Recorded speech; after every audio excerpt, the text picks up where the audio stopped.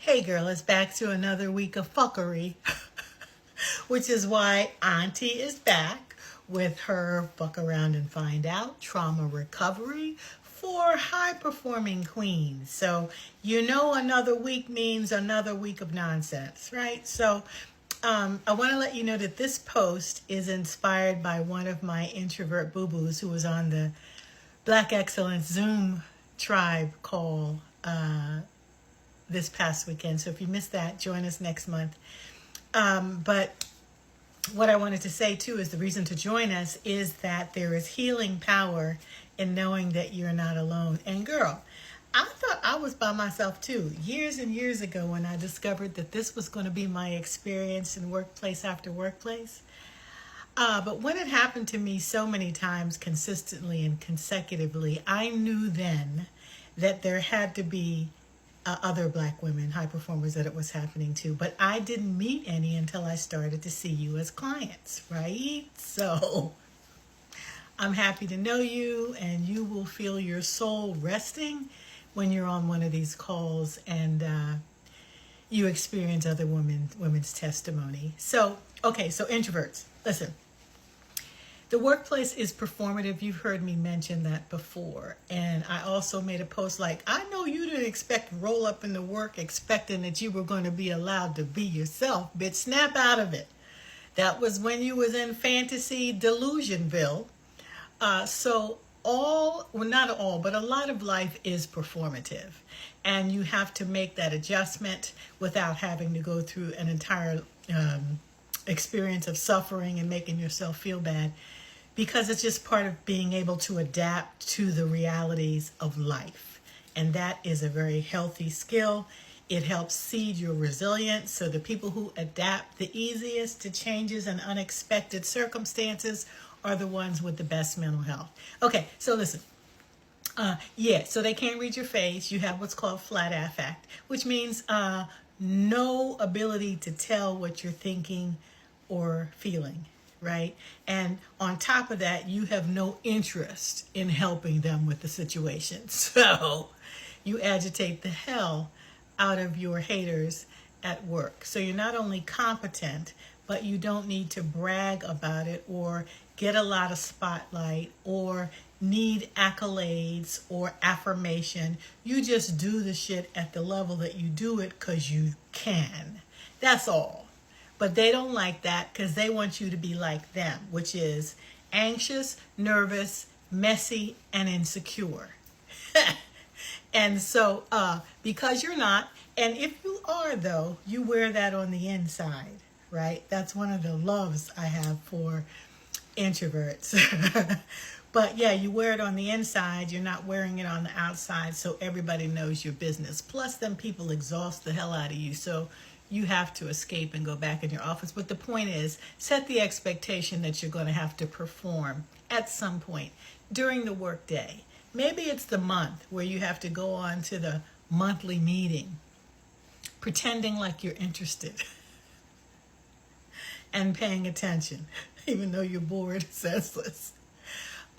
Or with that annoying extroverted coworker who has to pop in and say good morning every day, even though you've never responded. So her inability to read the room regarding you're not a morning person or you're just not good morning. They don't care. They don't notice and will continue to agitate you. So the way to make them go away is to practice what I call your social skills, right? So introverts, the way you work is that you think in order to speak, right? Extroverts do the opposite. They speak in order to think. That's why stuff is coming out before the thoughts are even formulated. So I much prefer the company of introverts on my organizational team as well as in my life, because extroverts, y'all know y'all can suck the oxygen out of a room and be lulled by the sound of your own voice. You'll have to figure out how to take a face into a meeting that they can read. So smile, right? And I know it feels forced and weird, but your ability to be strategic about what you need to survive the trauma in the workplace is really important, right? Because you can't whine about nothing. if you're not willing to learn how to navigate the circumstance, right?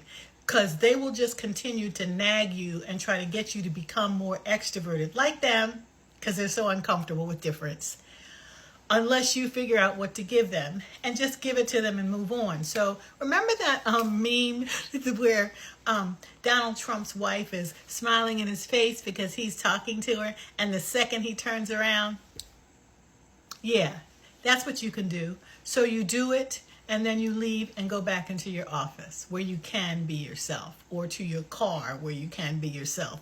But if you think that you're going to be able to survive in a workplace filled with extroverts, now really worldwide, it's almost evenly equal, introverts versus extroverts, except that extroverts are louder, so it makes you think there are more of us. I'm actually right in the middle, which is why I love my introverts, because I can not talk for days, girl. Like COVID was happiness to me. I didn't have to see nobody, didn't have to talk, didn't have to smile, kiki, go visit nobody I didn't feel like visiting. But yet when I have to do a post or a presentation or walk the stage for a full 8 hours doing a full day presentation, I can do that without any trouble because I'm in the middle. Okay, so listen. Reset the expectations so you struggle less with having to give them something, because you have to give people at work something. If you think that you don't, you will find yourself unemployed, but worse, abused, bullied, sidelined, right? Harassed. Those are all the microaggressions that are coming your way because you refuse to acknowledge that there are some skills necessary for the workplace that may not be yours naturally, right?